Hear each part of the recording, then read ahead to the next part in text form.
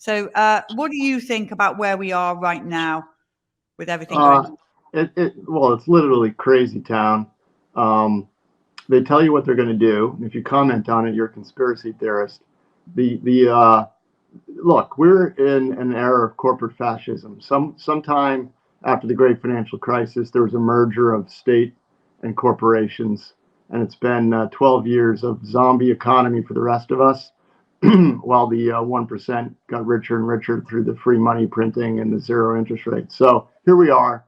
It's a fusion of state and corporations, and under the color of law, they're going to implement their policies, and they're going to create what's called a surveillance state COVID pandemic economy, while they control the financial collapse that's inevitable. That's basically the bottom line.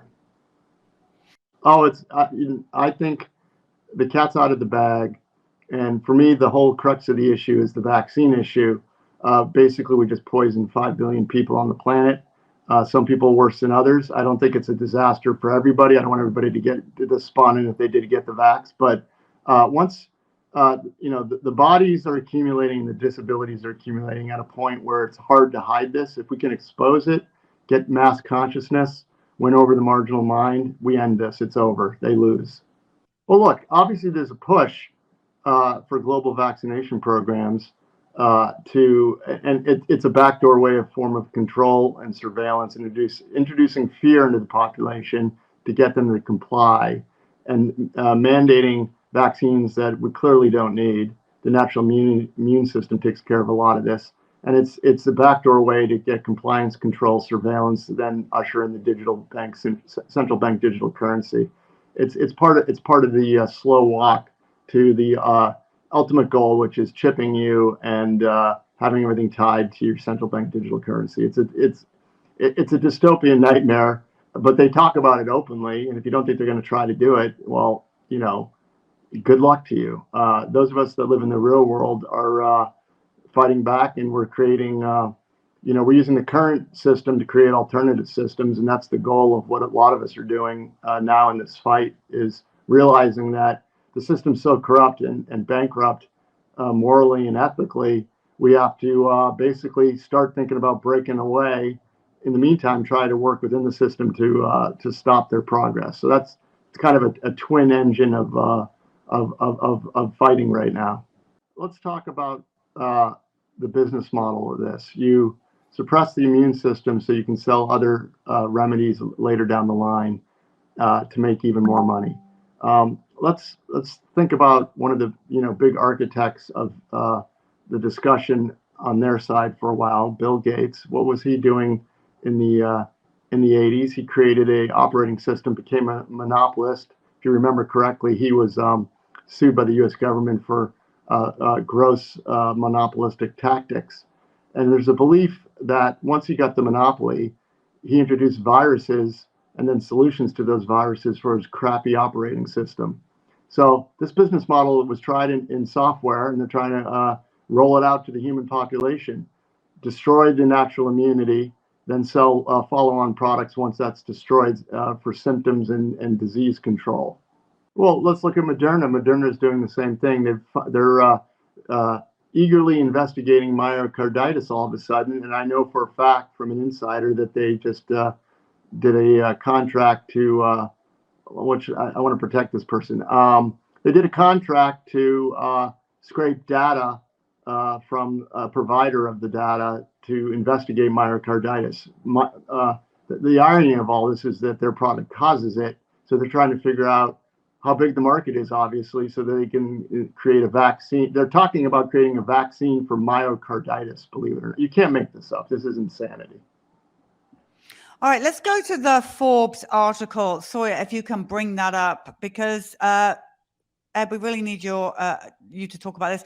Have more athletes died suddenly since COVID-19 vaccines arrived? Such claims lack evidence. What do you say to that? Oh, that's a complete and utter lie. In my book, Cause Unknown, we start off with the sudden athletic deaths. And let's forget the data for a second. If I asked the reader in my book, just go back in your memory bank, especially if you're older, in junior high, high school, college. Do you remember people dropping dead suddenly on the field? you may have heard a story once every 5 years, but it was so highlighted because it was national news. And in fact, there's some math around this. The Lausanne study, which is the most cited scientific study on this, over 1,000 scientific citations, took a stab at this. Now, it wasn't as comprehensive as they would like it, but they did the best they could. They found over a 38-year period, 1,101 sudden athletic deaths on the field under age 35. That's an average of 29 a year. So, yes, does it happen? Did it happen? It sure did. But as a Wall Street guy who studies frequency and velocity, something changed in 2021 to the point now we would be lucky to have a month with just 29 sudden athletic deaths. In my book alone, there's hundreds and hundreds of citations of these deaths. So based on just my books, and my book is not comprehensive, there's more that we missed. Based on my book alone, it's a 12-fold increase over the prior 38 years. So that's just patently false on its claim. So then if you go into my metadata, all the all-cause mortality that is on, all over my website, Finance Technologies, my partners Carlos and Yuri did the heavy lifting on that. It's the Humanity Project. Basically, we show the evidence of the crimes. There's been a tremendous increase in excess mortality across the board, especially in younger age people, which shouldn't be happening. And some of the standard deviation events we've recorded are upwards as high as 23. A 3 standard deviation event happens 0.03% of the time. And we have an executive in January of 22, Scott Davison from One America, said a 10% increase in excess mortality is a once in a 200-year flood. We have recordings of in 21, 40% for the group life insurance policy folks from ages 25 through 64, the healthiest amongst us. And in all these countries, we have excess mortality between 20 and 30% for younger folks. It's a disaster. When people say there's no excess deaths, they're just patently lying, and it's just false. Again, I'm not a doctor, but I'm also an analyst. And from what I understand, Paxlovid was designed as the ivermectin substitution that it could profit from because it was now patented. Ivermectin is not patented, and there's no money in it. So Paxlovid, when they did the test, they only did it on the vaccinated. Why did they not do it on the unvaccinated? Because they knew that the unvaccinated wouldn't show rebound, but the rebound in vaccinated is a fact. And why would you design a test and not test it on the unvaccinated? It made no sense. So they knew when they went into the test that this was going to be the result, and they took not half the population, but a large cohort of the population out of their testing. It's absurd and fraudulent in my mind. What we've decided to do is not get into what's causing the death. We just count ones and zeros. And this is so bad that it's showing up in all-cause mortality. And that's why this is a tragedy. And that's why it can't be hidden. People have asked us to look into the different, what the different causes are. We may do that later, but right now we're focusing on this. And part of the problem we have is we don't trust the classification codes. Right. There's reason to be suspect that there may be. We don't have proof of this, but there's enough. Josh Sterling, one of the individuals who initially helped me with this analysis, he's doing his own work now. He hasn't have proof, but it seems to me that the CDC may be doing what's called reclassification fraud. They get batches of, say, sudden deaths, and then later they mysteriously disappear and are reclassified. This is classic fraud that I saw in financial companies. Enron did what's called reclassification fraud. There's 2 types of expenses: capital expenses and normal operating expenses. If you run an operating expense through the income statement, it shows less cash flow. If you capitalize it, it's then amortized over time and depreciated, and that would show higher cash flow. So they took normal operating expenses and classified them as capital expenses, and that's why their balance sheet looked so good for so long. They were committing reclassification fraud. So we suspect that's going on. So we don't have proof, but that's why we're not getting into that kind of granular detail, because A, we don't need it. The proof is something awful is going on, and B, it would just kind of muck up the analysis for now. Where are we today? So I focus on the group life population because the Society of Actuaries did a study in 2016 that proved that this group of people is the most healthy amongst us. They work for Fortune 500 and mid-sized companies. And their excess mortality in 2021 was 40%. The general population was 32%. The good news is it's come down. And I focus on millennials because they shouldn't die. Okay. But so the last 2 quarters as of June 22, so the first 2 quarters of 22 were running at around 23% excess mortality, still unacceptable, and not, so we had a pull forward, I think, from the mandates, but it's still running at 23%, which is just off the charts. And it's flatlining. It should, if things are getting better, it should be decreasing towards zero excess mortality. It's flatlining at 23%. I'm being told by an insider that third quarter is likely going to come in again at 23%. And there's indications that the fourth quarter of the quarter ended December of 22, it may have reaccelerated slightly. If that's the case, then we're not even close to out of the woods yet.